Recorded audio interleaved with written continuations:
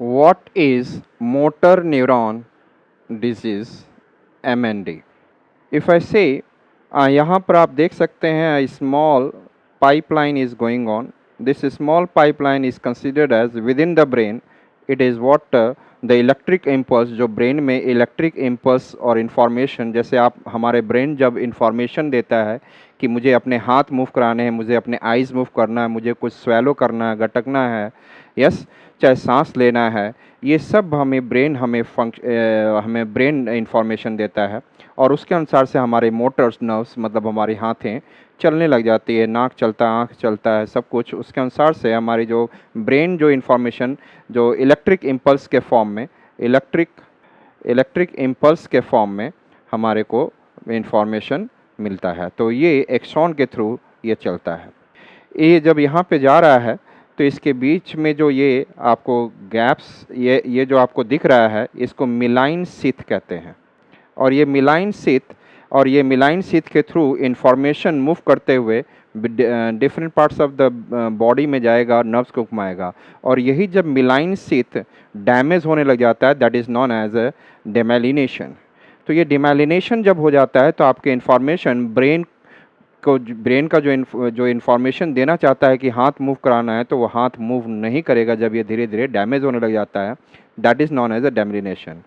और myelin sheath के दो मिलाइन सीथ के बीच में जो गैप्स हैं that is node of Ranvier और ये नोड ऑफ रैनवियर फर्दर जो इलेक्ट्रिक इम्पल्स को तेज़ी से मूव करने में हेल्प करता है और ये ब्रेन का जो मेजर सेल पार्ट है जिसे, और इसके अंदर जो ये सोमा दिख रहा है दैट इज़ व्हाट सोमा, और इसे सोमा कहा जा रहा है और ये आपका क्या है nucleus of the cell of the brain.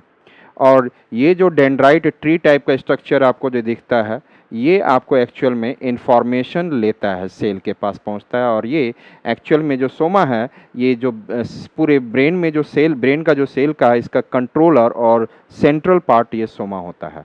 तो ये डेंड्राइट एक आइडिया हो गया कि जब डेमिनेशन होगा, मिलाइन सीथ खराब होगी तो आपको कहीं ना कहीं आप अपने हाथ को मूव कराना, किसी चीज़ का मूव कराना मुश्किल हो जाएगा, स्वेलो करना कुछ भी है, तो that is we can say what is motor neuron disease.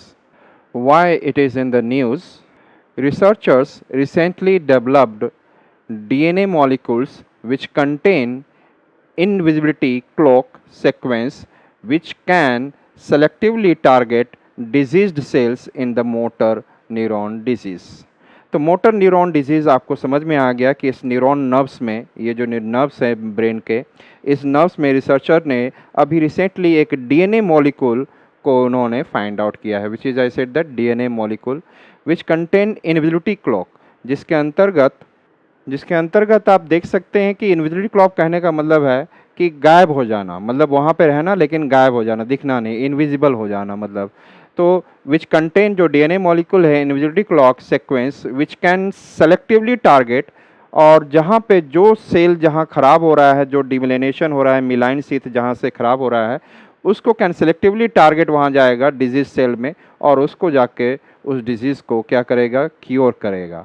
तो ये अभी इसके बारे में जो हमारा रिसर्च है कि एक डीएनए मॉलिक्यूल है और जो हमारे जो एरिया है ब्रेन का सेल का जहाँ पे डैमेज हुआ है मोटर न्यूरॉन का, उसको जाके वो ठीक करेगा DNA molecule. About motor neuron disease के बारे में जानते हैं। MND is a rare condition that leads to the progressive deterioration of specific parts of the nervous system. तो इसमें धीरे धीरे क्या होता है कि आपका कोई जनरली 60-70 ईयर्स में, जैसे ओल्ड एज में जनरली आपके ब्रेन के जो सेल्स हैं कुछ स्पेसिफिक पार्ट ऑफ ब्रेन वो धीरे धीरे डिटोरिएट और कमज़ोर होने लग जाते हैं, जो मिलाइन सीथ का जो डीमेलिनेशन होने लग जाता है। तो ये, और कभी कभी एडल्ट में भी ऐसा होते हुए देखा जा रहा है। तो ये उसी रेयर कंडीशन को ही हम लोग जो प्रॉब्लम है MND कहते हैं, that is motor neuron disease. Motor का मतलब कि आपके ब्रेन के द्वारा आपके हाथ का मूवमेंट, जो बॉडी घूम रहा है, चल रहा है, खा रहा है, ये सब मोटर न्यूरॉन से ही चल रहा है और उसकी प्रॉब्लम आ जाए, डिटोरिएशन हो जाए तो motor neuron disease. This MND condition results in muscle weakness and often visible muscle wasting, मतलब एक प्रकार से मसल कमज़ोर होने जाता है और मसल तक इंफॉर्मेशन नहीं पहुंचेगा तो एक प्रकार से आप मसल का लॉस कह सकते हैं, मसल अपना कमज़ोर होने लग गया। MND is also known as amyotrophic lateral sclerosis, मतलब ये भी वही है ब्रेन या स्पाइन कोड का, जो ब्रेन के स्टेम सेल्स हैं, जो भी सेल्स हैं, उसका डैमेज होना, तो एमियोट्रॉफिक लैटरल स्लेरोसिस भी कहा जाता है। ये आप ध्यान में रखने की कोशिश करेंगे। एंड इसे लॉ ग्रेग्स डिजीज़ भी कहा जाता है, लॉ ग्रेग्स डिजीज भी। तो आप थोड़ा सा याद करने की कोशिश करेंगे इसको। ALS आप बोल सकते हैं, एमियोट्रॉफिक लैटरल स्लेरोसिस और लॉ ग्रेग्स डिजीज। इसके कारण क्या है? What are the causes of this MND, motor neuron disease? This MND occurs when motor neurons, which are specialized nerve cells in the brain. आप भी जानते हैं मोटर न्यूरॉन्स कहाँ पे होते हैं? ब्रेन्स में रहता है, आपके बॉडी के पीछे बैक साइड में जो बैकबोन है उसके अंदर स्पाइन है, उसमें रहेगा स्पाइनल कोड। सीज टू, और जब ये जो आपका स्पेशल न्यूरॉन है, जो मोटर न्यूरॉन है, आपके ब्रेन में रहेगा स्पाइन में पीछे बैक साइड में, और ये जब फंक्शन करना प्रॉपरली ख़राब हो जाता है तो एक प्रकार से आपका MND हो जाता है, that is ceases to function properly and die prematurely, a process is known as neurodegeneration।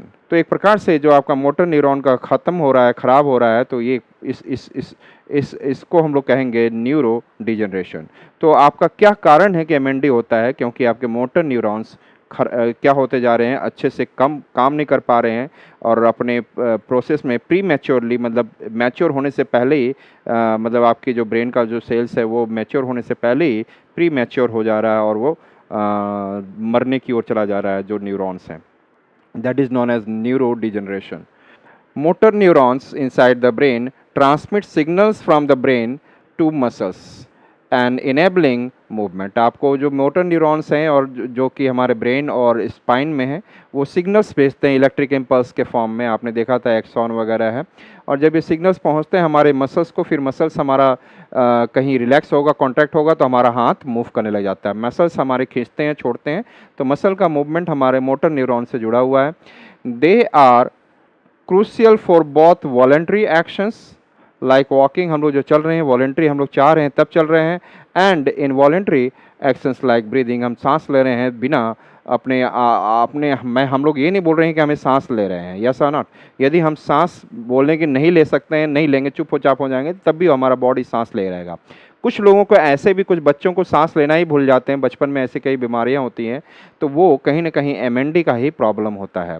और यहाँ पर अब जो DNA मॉलिक्यूल्स आया है रिसर्चर्स के द्वारा, कि वो पर्टिकुलर एरिया में जाकर वो क्या है, इनविजिबल क्लॉक की तरह उस पर एक्ट करता है, प्रॉब्लम को दूर करता है, तो एक बहुत बड़ी अचीवमेंट होगी।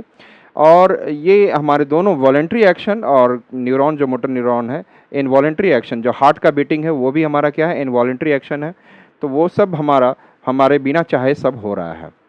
एज द डिजीज वर्सन, जब यदि MND कोई प्रॉब्लम होता है, द इंडिविजुअल्स में find it increasingly challenging to perform these activities, मतलब कोई चीज़ करने में मतलब कोई बॉडी का कोई फंक्शन होने में दिक्कत होने लग जाएगा।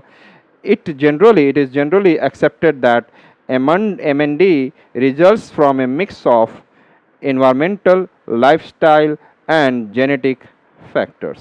कहीं कहीं पे इन्वायरमेंट का जो पॉल्यूशन है उसके वजह से हो सकता है, आपके लाइफस्टाइल, खाने पीने की वजह से होता है, या तो जेनेटिक रूप में आपके किसी पहले के जेनेटिक फैक्टर से, आपके दादा परदादा और कहीं और से ये चीज़ ऐसा आया हुआ हो।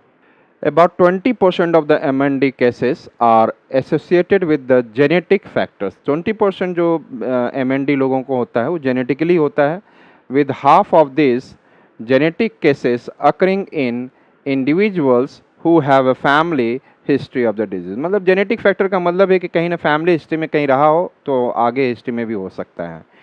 MND primarily affects older adults, particularly those in their 60s and 70s। Generally जब ये MND आता है 60s से 70s में आता है, लेकिन कभी कभी आप यंग में भी, एडल्ट में भी आप देख सकते हैं, दो it can also impact younger adults।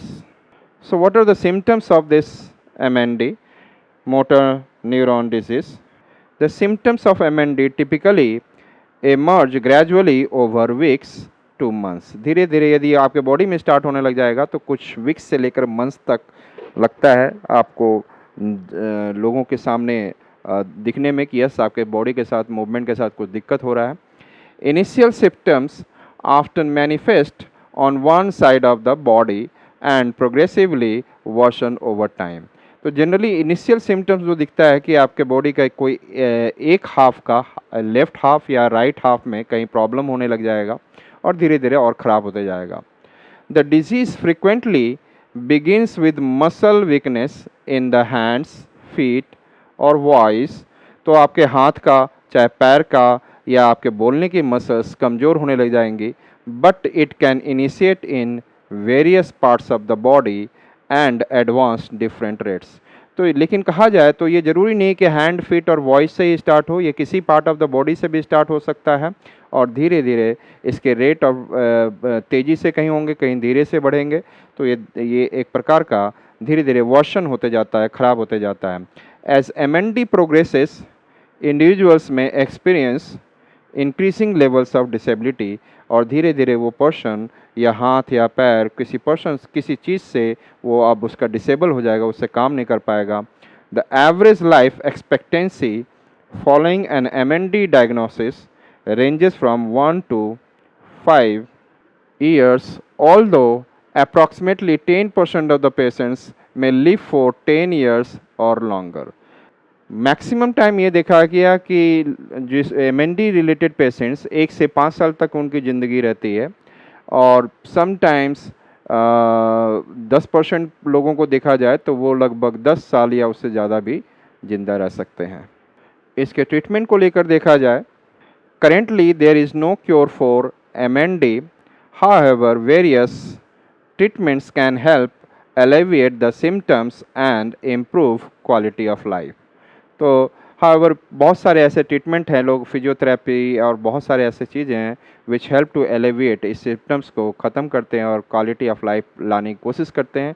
लेकिन जो DNA मॉलिक्यूल्स वाली बात की गई रिसर्चर्स के द्वारा लाया गया, यदि अच्छा से सक्सेसफुल रहता है तो it will be good for the Mankind.